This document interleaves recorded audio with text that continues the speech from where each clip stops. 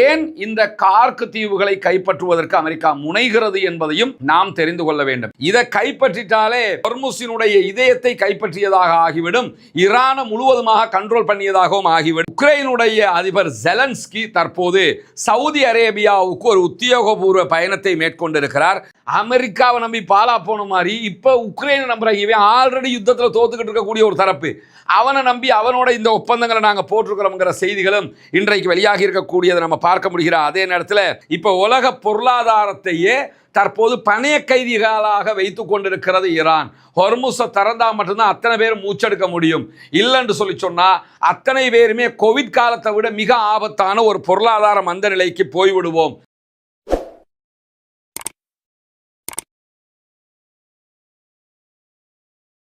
அன்பிற்கினிய சகோதர சகோதரிகளை நம் அனைவர் மீதும் ஏக இறைவனுடைய அமைதியும் கருணையும் உண்டாகட்டுமாக என்கிற உயரிய பிரார்த்தனைகளோடு பாலஸ்தீன மீதான இஸ்ரேலிய ஆக்கிரமிப்பு இராணுவத்தினுடைய தாக்குதல்கள் ஆரம்பிக்கப்பட்டு 2 ஆண்டுகள் தொடர்ச்சியான தாக்குதல்கள் நடத்தப்பட்டு அந்த யுத்தம் ஒரு யுத்த நிறுத்தமாக மாற்றப்பட்டிருக்கிறது. யுத்த நிறுத்தமாக மாற்றப்பட்டு இன்றோடு 168வது நாட்களை தாண்டக்கூடிய இந்த தருணத்தில் ஒரு மாபெரும் யுத்தம் மத்திய கிழக்கு பகுதிகளிலே நடைபெற்று வருகிறது. ஈரானை இலக்கு வைத்து அமெரிக்க இஸ்ரேலிய ஆக்கிரமிப்பு இராணுவம் தாக்குதல்களை நடத்தி வருகிறது. அதற்கு பதிலடியாக ஈரானும் அமெரிக்காவினுடைய மத்திய கிழக்கிலே இருக்கக்கூடிய நிலைகள் மீதும் அதே போன்று இஸ்ரேலை நோக்கியும் உச்சகட்டமான பதிலடி தாக்குதல்களை நடத்தி வருகிறது. இந்த நிலையில இன்றைய நாளில் என்னவெல்லாம் நடந்திருக்கிறது என்கிற செய்திகளைத்தான் நம்ம பார்க்க இருக்கிறோம். இன்றைய நாளுக்கான செய்திகள்ல மிக முக்கியமான இடத்தை பிடிப்பது என்னன்னா 2 விவகாரங்கள். ஒன்று, ஈரானும் அமெரிக்காவும் பேச்சுவார்த்தை நடத்துவது தொடர்பானது. ஈரான் இந்த நிமிடம் வரைக்கும் அமெரிக்காவோடு நேரடியான எந்த பேச்சுவார்த்தைகளையும் நடத்தவில்லை.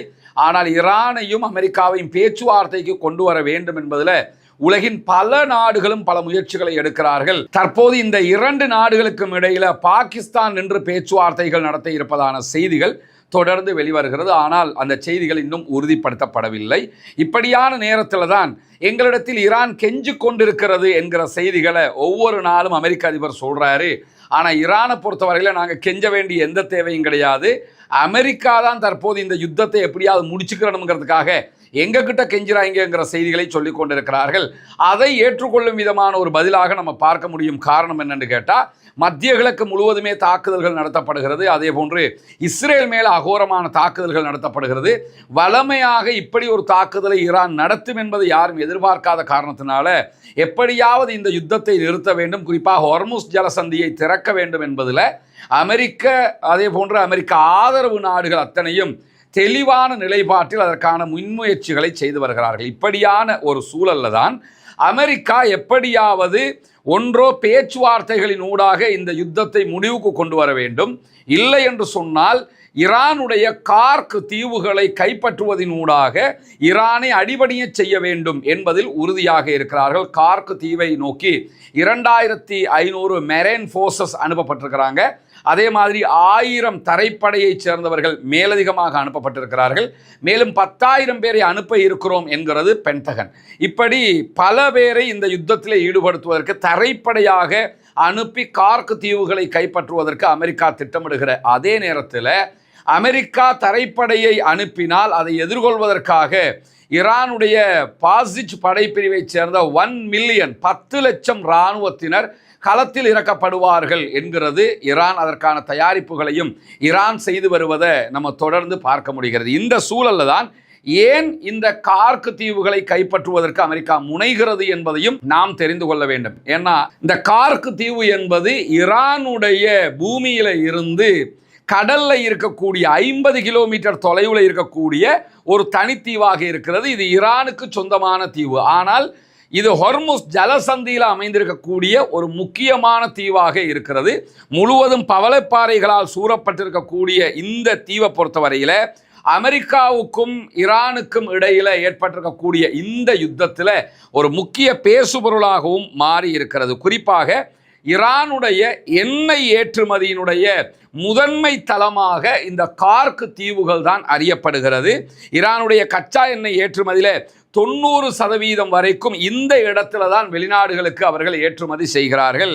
கார்க் தீவினுடைய முக்கியத்துவத்தை மேலதிகமாக நம்ம பார்த்தோம்னு சொன்னால் இந்த தீவு ஆழமான நீரிலே அமைந்திருக்கிறது. பொதுவாகவே நீங்க எடுத்துக்கிட்டீங்கன்னா இந்த ஹொர்முஸ் ஜலசந்தியினுடைய அந்த கேவ வளைவை மாத்திரமே நீங்க எடுத்துக்கிட்டீங்கன்னா வெறும் 53 கிலோமீட்டர்கள் நீளமுள்ள ஒரு சிறிய கடல் பரப்பு தான் அது.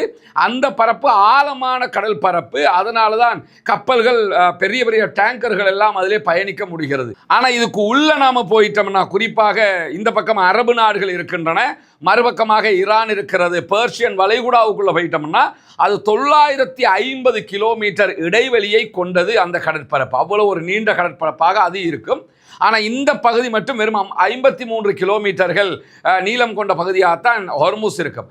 அதற்குள்ளாகத்தான் இந்த தீவும் அமைந்திருக்கிறது. இந்த தீவு ஈரானுடைய கண்ட்ரோலில் இருக்கக்கூடிய ஒரு முக்கியமான தீவாக இருக்கிறது. இந்த தீவில் பெரிய பெரிய எண்ணெய் டேங்கர்களை எல்லாம் நங்கூரமிடப்பட்டு அவற்றை பயன்படுத்துவதற்கு ஈரான் அனுமதித்துக் கொண்டிருக்கிறது.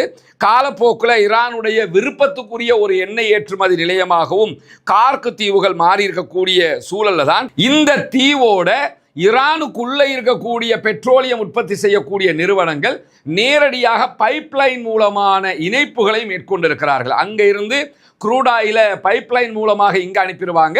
இங்கிருந்து தான் கப்பல் மூலமாக பெரும்பாலான ஏற்றுமதிகளை ஈரான் செய்து கொண்டிருக்கிறது. பரந்த சேமிப்பு வசதிகளை கொண்டிருக்கக்கூடிய ஒரு மிக பிரம்மாண்டமான ஒரு ஈரானுடைய சேமிப்பு தளமாகவும் இந்த கார்க் தீவுகள் பயன்படுத்தப்படுகிறது. அது மாத்திரமல்லாமல் சுத்திகரிக்கப்பட்ட எண்ணெய், கேஸ் எல்லாமே இந்த இடத்துல அவங்க சேமிச்சு வைக்கிறாங்க. இங்கிருந்து ஏற்றுமதியும் செஞ்சுக்கிட்டு இருக்கிறாங்க. பல ஆண்டுகளாக உற்பத்தியை கட்டுப்படுத்தும் சர்வதேச தடைகள் இவங்க மேல விதிக்கப்பட்டிருந்தாலும் ஈரான் தன்னுடைய வளர்ச்சிக்கு மிக முக்கியமான பங்காக இதை வைத்துத்தான் எல்லா சந்தைகளிலும் தன்னுடைய க்ரூட் ஆயிலை விற்பனை செய்து வருகிறார்கள் என்பதை நம்ம புரிஞ்சுக்கிறோம். அல் ஜசீராவினுடைய தரவு பிரகாரம் 2025 இந்த கார்க் தீவில் இருக்கக்கூடிய முனையத்தினுடைய அந்த போர்ட்டினுடைய ஏற்றுமதி திறன் ஒரு நாளைக்கு 7 மில்லியன் பெரல்கள் என்கிற அளவுக்கு இருந்தது. மொத்தமாகவே ஹொர்முஸ் ஜலசந்தியை நீங்க எடுத்துக்கிட்டீங்கன்னா 20 மில்லியன் பெரல்கள் ஒரு நாளைக்கு அங்கிருந்து இங்க பயணப்படக்கூடியதாக இருக்கும். உலகம் முழுக்க 20 மில்லியன் பெரல்கள் இந்த பகுதிகளாக பெட்ரோலியம் எடுத்து செல்லப்படும். இந்த 20 மில்லியன்ல 7 மில்லியன் பெரல்கள் யார் அனுப்புவான்னு கேட்டா ஈரான் தான் அனுப்புவாங்க. அவ்வளவு சேமிப்பையும் கொடுக்கக்கூடிய திறனையும் இந்த கார்க் தீவுகள் கொண்டிருப்பது மட்டுமல்லாமல் இந்த காலகட்டத்தில் கூட இவ்வளவு யுத்தம் நடக்கும் போது கூட 1.6 மில்லியன் அளவுக்கு அவர்கள் ஒரு நாளைக்கு பெரல்களை ஏற்றுமதி செய்து கொண்டிருக்கிறார்கள். 16 லட்சம் பெரல்களை ஒரு நாளைக்கு அவர்கள் விற்பனை செய்து கொண்டிருக்கிறார்கள் என்கிற செய்திகளும் வெளியாகி இருக்கிறது. குறிப்பாக 1960களுக்கு பிறகுதான் இந்த கார்க் தீவுகளுடைய போர்ட் செயல்பட ஆரம்பிக்கிறது. இதற்கு முன்பதாக இந்த இடத்தை பல நாடுகளும் கைப்பற்றியும் வைத்துக் கொண்டிருந்திருக்கிறார்கள். ஏன்னா இதை கைப்பற்றிட்டாலே ஹொர்முஸினுடைய இதயத்தை கைப்பற்றியதாக ஆகிவிடும், ஈரானை முழுவதுமாக கண்ட்ரோல் பண்ணியதாகவும் ஆகிவிடும். அந்த வகையில் 1700 காலப்பகுதிகளில் போர்த்துகேயர்கள் இந்த தீவை கைப்பற்றி வைத்துக் கொண்டிருக்கிறார்கள். அதற்கு பிறகு டச்சு நிர்வாகத்தின் கீழாக இது கொண்டு வரப்பட்டிருக்கிறது. 1766 டச்சு ஆக்கிரமிப்பாளர்கள் வெளியேற்றப்படுவதற்கு முன்பு டச்சு நிறுவனங்கள் என்ன பண்றாங்கன்னா கிழக்கிந்திய கம்பெனி இடத்துல, பிரிட்டிஷ் இடத்துல இதை ஒப்படைக்கிறார்கள். பிரிட்டிஷ் நிறைய படைகளை குவித்து இந்த இடத்தை கைப்பற்றி வைத்துக் கொண்டே இருந்தது. அந்த நிலையில தான் தற்போது இப்ப ட்ரம்ப் என்ன பார்க்கிறாருன்னு கேட்டா, இந்த தீவை நம்ம தரைப்படையை அனுப்பி கைப்பற்றிட்டோம்னு சொன்னா ஈரானுக்கு எதுவுமே பண்ண முடியாது, ஈரானுடைய பொருளாதாரம் மொத்தமாக சீர்குலைஞ்சிரும், நம்மளை நாடித்தான் அவங்க இருக்கணும், ஹொர்முஸையும் ஓப்பன் பண்ணி விட்டுறலாம், எந்த தடையுமே யாராலும் செய்ய முடியாத ஒரு நிலை ஏற்பட்டுவிடும் என்பதற்காகத்தான் இந்த இடத்தை கைப்பற்றுவதற்காக அவர்கள் முயற்சி செய்து கொண்டிருக்கிறார்கள். இந்த இடத்தின் மேல கார்க் தீவுகளில் படைகள் குவிக்கப்பட்டால் பெரும் இழப்புகளையும் அழிவுகளையும் அமெரிக்காவுடைய படைகளும் இஸ்ரேலும் சந்திக்கும் என்கிறது ஈரான். அதற்கான தயாரிப்புகளிலும் ஈரான் ஈடுபட்டு வருவதை நம்ம பார்க்க முடிகிறது. இப்படியான ஒரு சூழல்ல தான் உக்ரைனுடைய அதிபர் ஜெலன்ஸ்கி தற்போது சவுதி அரேபியாவுக்கு ஒரு உத்தியோகபூர்வ பயணத்தை மேற்கொண்டிருக்கிறார். அவருடைய பயணம் தொடர்பாக பல செய்திகள் ஊடகங்களில் பேசப்பட்டு வந்தாலும் இன்றைக்கு சவுதியில இருந்து வெளியாகி இருக்கக்கூடிய தரவுகள் பிரகாரமும் ஜெலன்ஸ்கி வெளியிட்டிருக்கக்கூடிய செய்திகள் பிரகாரமும் அவர் வந்ததனுடைய நோக்கமாக சவுதிக்கும் உக்ரைனுக்கும் இடையில ட்ரோன்களை தடுக்கிற தொழில்நுட்பங்கள் பரிமாறப்பட போகிறது என்கிற செய்திகள் வெளியாகி இருக்கிறது. ஏன்னா அவர் என்ன நினைச்சுக்கிட்டு இருக்கிறாருன்னு கேட்டா, நம்ம மேல 1000 நாட்களுக்கு மேலாக தாக்குதல்களை நடத்தி வருகிறது ரஷ்யா. ரஷ்யாவினுடைய ட்ரோன்கள் நிறைய மேல தாக்குதல் நடத்தப்படுகிறது. அந்த ட்ரோன்கள் எல்லாமே பெரும்பாலும் ஷாஹித் வகையான ட்ரோன்கள், அது ஈரானுடைய தயாரிப்பு. எனவே அந்த ட்ரோன்களை தடுக்கிற சில தொழில்நுட்பங்கள் எங்களிடத்தில் இருக்குது, அதையெல்லாம் நாங்கள் உங்களுக்கு தாரோம். எனவே ஈரான் உங்கள் மேலே ட்ரோன் அட்டாக் பண்ணினா அதை தடுத்துடலாம், ட்ரோன் அட்டாக்கை தடுக்கிறதுக்கு ஏதாவது கொடுப்பியேன்னு வச்சுக்கிறோம். அவன் அனுப்புகிற ஏவுகணையை தடுக்கிறதுக்கு என்னத்தை கொடுக்க போறிய? அமெரிக்காவாலேயே கொடுக்க முடியாதான் உக்ரைன் கொடுத்துட போகுதா? அப்படி ஏதாவது இருக்கும்னா ட்ரோன்கள் எல்லாத்தையும் இவங்க கொடுப்பாங்களா இருந்தா இவங்களே தடுத்துடணுமா இல்லையா? ரஷ்யா அனுப்புகிற எல்லா ட்ரோனையும் தடுத்து இதுவரைக்கும் ரஷ்யாவிடத்தில் நாங்கள் வீழவே இல்லை என்று சொல்கிறோம். ரஷ்யாவிடத்தில் உக்ரைன் தன்னுடைய நிலப்பரப்பில் 1/5 மடங்கை மொத்தமாக இழந்து விட்டது. 20% உக்ரைனிய நிலப்பரப்பை ரஷ்யா தற்போது கைப்பற்றி இருக்கிறது. ரஷ்யாட்ட தோத்து போனவன் இவங்களுக்கு நான் உங்களுக்கு எங்களுடைய டெக்னாலஜியை தர்றோம், எங்களுடைய ஆயுத வலிமையை தர்றோம் அப்படின்னு சொல்லிக்கிட்டு இருக்கிறாங்க. இவங்களும் உட்கார்ந்து அதை கேட்டுக்கிட்டு இருக்கிறாங்க. ஏன்னா இவ்வளோ காலமாக அமெரிக்காவை நம்பினாங்க, அமெரிக்காவை நம்பி பாலா போன மாதிரி இப்போ உக்ரைனை நம்புறாங்க. இவன் ஆல்ரெடி யுத்தத்தில் தோத்துக்கிட்டு இருக்கக்கூடிய ஒரு தரப்பு, அவனை நம்பி அவனோட இந்த ஒப்பந்தங்களை நாங்கள் போட்டிருக்கிறோம்ங்கிற செய்திகளும் இன்றைக்கு வெளியாகி இருக்கக்கூடியதை நம்ம பார்க்க முடிகிறோம். அதே நேரத்தில் மத்திய கிழக்கில் இருக்கக்கூடிய ஹோட்டல்கள் எதிலையுமே அமெரிக்கர்களை அனுமதிக்கக்கூடாது, தங்குவதற்கோ உணவருந்துவதற்கோ அனுமதிக்கக்கூடாது என்றும், எந்த ஹோட்டலாவது அமெரிக்கர்களுக்கு புகலிடமாக இருந்தால் அந்த ஹோட்டல்கள் அமெரிக்கர்களுடைய ஹோட்டல்களாக கருதப்பட்டு அதன் மீது தாக்குதல்கள் நடத்தப்படும் என்று சொல்லி இன்றைக்கு ஈரான் அறிவித்தல் விடுத்திருக்கிறது. எனவே ரமலானுடைய மாதத்தில் நம்ம உங்களிடத்தில் மீண்டும் மீண்டும் வேண்டிக் கொண்டு வந்ததுதான் உங்களுடைய ஜகாத் மற்றும் சதகா நிதிகளை இலங்கையினுடைய கிழக்கு பகுதிகள் பொத்துவில்ல செய்து வரக்கூடிய இஸ்லாத்தை ஏற்றுக்கொண்ட சகோதர சகோதரிகளுக்கான வீடு கட்டும் கட்டுமான பணிகளுக்கு தந்து உதவுங்கள் என்று சொல்லி. ஏன்னா ஜகாத்தை பெறக்கூடிய தகுதி படைத்த 8 கூட்டத்தாரில் இந்த இஸ்லாத்தை ஏற்றுக்கொண்ட சகோதரர்களும் அடங்குகிறார்கள். அவர்கள் ஏழைகள் என்கிற காரணத்தினால அவர்கள் மிஸ்கீன்கள், அதே போன்று ஃபக்கீர்கள் பட்டியலையும் வருவாங்க. மொத்தத்தில் ஜகாத் பெறக்கூடிய 8 கூட்டத்தில் 3 கூட்டத்தினுடைய நன்மைகள் அவர்களுக்கு கொடுக்கக்கூடிய உதவிகளால் நமக்கு கிடைத்துவிடும் என்கிற செய்திகளை உங்களுக்கு நம்ம தொடர்ந்து சொல்லிக் கொண்டு வந்தோம். அங்குள்ள காட்சிகளை நம்ம காட்டியிருந்தோம். ஏற்கனவே 5 வீடுகளை நம்ம கட்டி கையளிச்சிருக்கிறோம். அந்த காட்சிகள் எல்லாம் தொடர்ந்து நீங்கள் பார்த்து வருகிறீர்கள். அதை தாண்டி இன்னும் 9 வீடுகள் கட்ட வேண்டிய தேவை இருக்கிறது. மொத்தம் 14 வீடுகள் என்கிற தகவல்களை உங்களுக்கு நம்ம சொல்லி வந்தோம். அதற்கான உதவிகளை நீங்கள் தொடர்ந்து வழங்கி வருகிறீர்கள். உங்களுடைய ஜக்காத்து தான தர்மங்களை தந்து வருகிறீர்கள். அந்த அடிப்படையில் தற்போது நம்ம 6வது வீட்டை கட்டுகிற பணியை ஆரம்பித்திருக்கிறோம். அதனுடைய காட்சிகளை தான் நீங்கள் முன்னாடி பார்க்குறீங்க. நீங்கள் தரக்கூடிய உதவிகளை கொண்டுதான் மக்களுக்கு தேவையான ஏழை எளிய மக்களுக்கு உரிய எல்லா காரியங்களையும் நம்ம பண்ணி வர்றோம். தித்வா புயலுக்கான பணிகளாக இருந்தாலும் சரி, அதற்கு பிறகு வாட்டர் டேங்கை நம்ம ஓப்பன் பண்ணி கொடுத்ததாக இருந்தாலும் சரி, மற்ற எல்லா பணிகளும் நீங்கள் தரக்கூடிய ஜகாத்து தான தர்மங்களை கொண்டு ஏழைகளுக்கு முறையாக செய்யப்பட்டு வருகிறது என்பது உங்களுக்கு தெரியும். அந்த அடிப்படையில் தான் தற்போது அல்ஹம்துலில்லாஹ் 6வது வீடை கட்டுகிற பணியை நம்ம ஆரம்பிச்சிருக்கிறோம். இந்த பணி தொடர்ந்து நடைபெற்று 14 வீடுகளும் மீதி இருக்கக்கூடிய 9 வீடுகளும் கட்டி முடிக்கப்பட வேண்டும் என்பதுதான் என்னுடைய பிரார்த்தனையும் நிச்சயமாக உங்களுடைய பிரார்த்தனையாகவும் இருக்கும். எனவே இந்த பணியை சிறப்பாக முடிப்பதற்காக தொடர்ந்தும் உங்களுடைய உதவிகளை வாரி வழங்குங்கள் என்கிற கோரிக்கையை இந்த இடத்திலே முன்வைத்துக் கொள்கிறேன். எந்த ஒரு கல்ஃப் கண்ட்ரீஸும் அமெரிக்காக்காரனை எந்த ஹோட்டலுக்குள்ளேயும் அனுமதிக்க கூடாது என்று இன்றைக்கு அந்த ஒரு சட்டத்தை அவர்கள் சொல்லி இருக்கிறார்கள். இதை கடைபிடிக்காத பட்சத்தில் ஹோட்டல்கள் மேலே அட்டாக் பண்ணுவோம் என்று சொல்லி ஈரான் அறிவித்திருக்கக்கூடிய சூழல்ல உலக பொருளாதாரத்தை ஈரான் பணைய கைதியாக பிடித்து கொண்டிருக்கிறது. இதை விடுவிக்க வேண்டும் என்று சொல்லி இன்றைக்கு அமெரிக்க வெளியுறவுத்துறை அமைச்சர் மார்க்கோ ரூபியோ, அதே போன்று பிரித்தானியாவினுடைய வெளியுறவுத்துறை அமைச்சர்னு G7 நாடுகளுடைய வெளியுறவுத்துறை அமைச்சர்கள் கலந்து கொண்ட கூட்டத்தில் இன்றைக்கு பிரித்தானியாவினுடைய வெளியுறவுத்துறை அமைச்சர் இந்த கருத்தை சொல்லி இருக்கிறாரு. இதுல இருந்து என்ன தெரிய வருதுன்னா, நாங்கள் ஜெயிச்சிட்டோம், நாங்கள் கப்பை தூக்கிட்டோம், எங்க கையில தான் எல்லாம் இருக்குதுன்னு அமெரிக்கா சொல்றது பச்சை பொய்ன்னு தெரியுது. ஏன்னா G7 மாநாட்டில் பிரித்தானியாவினுடைய ஃபாரின் மினிஸ்டரே என்ன சொல்றாருன்னு கேட்டால், இப்போ உலக பொருளாதாரத்தையே தற்போது பணைய கைதிகளாக வைத்து கொண்டிருக்கிறது ஈரான். ஹொர்முஸை திறந்தா மட்டும்தான் அத்தனை பேரும் மூச்செடுக்க முடியும்.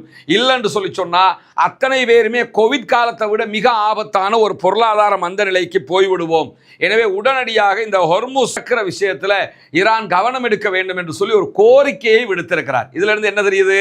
யார் ஜெயிச்சுக்கிட்டு இருக்கிறான்னு தெரியுது. ஈரான் தொடர்ந்து எவ்வளவு பலமாக இருக்கிறார் என்பதும் தெரிகிறது. அதே நேரத்தில் அமெரிக்க அதிபர் டொனால்ட் ட்ரம்ப் எவ்வளவு பெரிய கம்பி கட்டுகிற பொய்களை எல்லாம் சொல்லிக்கிட்டு இருக்கிறாருங்கிறதும் உலகத்திற்கு தெரியக்கூடிய தருணத்தில் கடந்த 24 மணி நேரங்களில் நடத்தப்பட்ட தாக்குதல்களில் 261 பேர் படுகாயம் அடைந்திருக்கிறார்கள் இஸ்ரேலுக்குள் என்கிறது இஸ்ரேலுடைய சுகாதார அமைச்சகம். பொதுவாகவே இஸ்ரேலுடைய ஹிஸ்டரியிலேயே எந்த தாக்குதல்கள்லையும் ஒவ்வொரு நாளும் இப்படியான எண்ணிக்கைகள் சொன்னதில்லை. ஒரே ஒருவருக்கு காயம், 2 பேர் அடிபட்டு இருக்கிறார்கள், இப்படி தான் அவன் செய்தி சொல்லுவான். ஆனால் தொடர்ந்து ஹிஸ்புல்லாக்கள் நடத்தக்கூடிய பயங்கரமான தாக்குதல்கள், ஈரானுடைய உச்சகட்ட தாக்குதல்களால் கடந்த 24 மணி நேரங்களுக்குள்ளாக 261 பேர் படுகாயமடைந்திருக்கிறார்கள் என்கிற செய்திகள் வெளியாக இருக்கு. நேற்றும் இதே மாதிரியான பெருமெண்ணிக்கையிலானவர்கள் படுகாயமடைந்த செய்திகளை வெளியிட்டிருந்தது. இஸ்ரேலே வெளியிடுறாங்க. அவங்களே 261 சொல்றாங்கன்னா அப்போ எத்தனை இருக்குங்கிறத நம்ம யோசிக்கிறோம். நான் அவங்களே 261 சொல்றேன்னா குறைஞ்சது 500 பேராவது இப்படி நடந்தால் மட்டும்தான் அவங்க இப்படி சொல்லுவாங்க. ஆனாலும் அவங்களோட கருத்துப்படி பார்த்தாலே 261 பேர் படுகாயம் அடைந்திருக்கிறார்கள். இதுவரைக்கும் 5492 பேர் இஸ்ரேலுக்குள்ள படுகாயம் அடைந்திருக்கிறார்கள் என்கிற செய்திகள் வெளியாகி இருக்கிறது.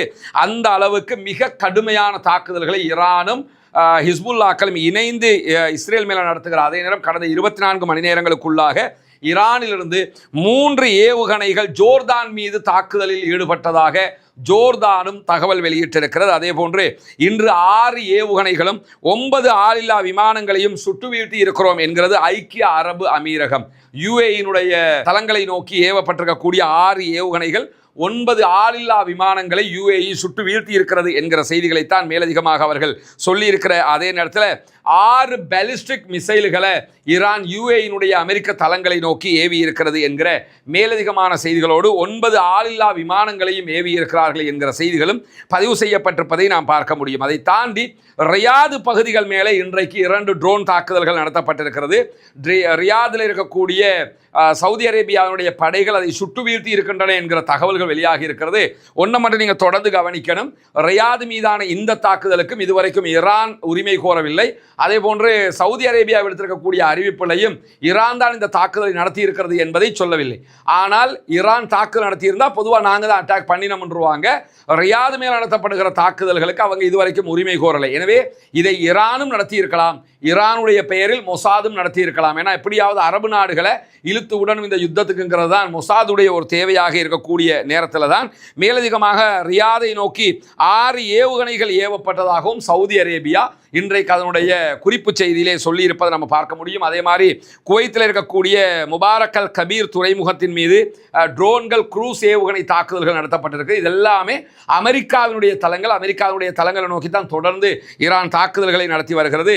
இந்த தாக்குதல்கள் எல்லாமே அமெரிக்காவை இலக்கு வைத்து நடத்தப்படக்கூடிய தாக்குதல்களாக இருக்கக்கூடிய நேரத்தில் தான் ஈரானை தொடர்புடைய ஹந்தலா என்கிற ஹேக்கர்ஸ் குழு இன்றைக்கும் ஒரு முக்கியமான நபருடைய இமெயில் உள்ளிட்ட பல விவகாரங்களை ஹேக் பண்ணியிருக்கிற தகவல்களை ஊடுருவி சென்று தகவல்களை எடுத்திருக்கக்கூடிய செய்திகளை வெளியிட்டிருக்கிறார்கள். ஈரானுடன் தொடர்புடைய ஹந்தலா என்கிற இந்த ஹேக்கர்களுடைய குழு FBI-யினுடைய டைரக்டர் ஜெனரலாக இருக்கக்கூடிய காஷ் பட்டேலுடைய மின்னஞ்சலுக்குள்ள இன்பாக்ஸுக்குள்ள நேரடியாக நுழைந்து அவருடைய தரவுகளை எடுத்திருப்பதோடு மாத்திரமில்லாமல் அவருடைய தனிப்பட்ட புகைப்படங்கள், அவருடைய சுயவிவர கோவைகள் என்று பல விஷயங்களை இன்னைக்கு பப்ளிக்லையும் கசிய விட்டிருக்கிறாங்க. இந்த அளவுக்கு ஈரானுடைய ஹேக்கர்ஸுடைய பலமும் உச்சம் தொட்டிருக்கிறது. FBI-யினுடைய டைரக்டர் ஜெனரலுடைய இன்பாக்ஸுக்குள்ளேயே போக முடியும்னா அவங்க எவ்வளவு தூரம் இந்த சைபர் கிரைம்ல ஆழ்ந்து உள்ள நுழைஞ்சிருக்கிறாங்கிறதை நம்ம புரிஞ்சுக்கிறோம். எல்லா மட்டத்திலையும் தொழில்நுட்ப ரீதியாக ஈரானியர்கள் உச்சத்தில் இருக்கிறார்கள் என்பதை இதுவெல்லாம் காட்டி நிற்கக்கூடிய சூழல்ல தான் ஈரானுடைய IRGC ஈரானுடைய இராணுவ பிரிவுகள் இன்றைக்கு ஆளில்லா விமானங்கள் அதே போன்று ஏவுகணைகள் மூலமாக இஸ்ரேலுடைய இராணுவத்தின் முக்கிய தளவாட தளங்கள் மீது தாக்குதல்களை உச்சமாக நடத்தி இருக்கிறது என்கிற செய்திகள் வெளியாக இருக்கு. இவ்வளவு யுத்தங்கள் நடந்து வரக்கூடிய சூழல்லையும் எந்த நாடுகளும் பெட்ரோலை அனுப்பவும் முடியாது, எடுக்கவும் முடியாது என்கிற ஒரு இக்கட்டான சூழல் ஹொர்முஸ் பகுதிகளில் ஏற்பட்டிருக்கக்கூடிய நிலையில் ஈரான் மட்டும் ஒரு நாளைக்கு 1.5 மில்லியன் அளவுக்கான பெரல்கள் பெட்ரோலியத்தை விற்பனை செய்து கொண்டிருக்கிறது என்கிற செய்திகள் வெளியாகி இருக்கிறது. ஒரு நாளைக்கு கிட்டத்தட்ட அந்த பகுதிகளில் 20 மில்லியன் பெரல்களில் பெட்ரோலியம் விற்பனையாகும். அதில் 7 மில்லியன் பெரல்கள் ஈரானே விற்பனை செய்யும்.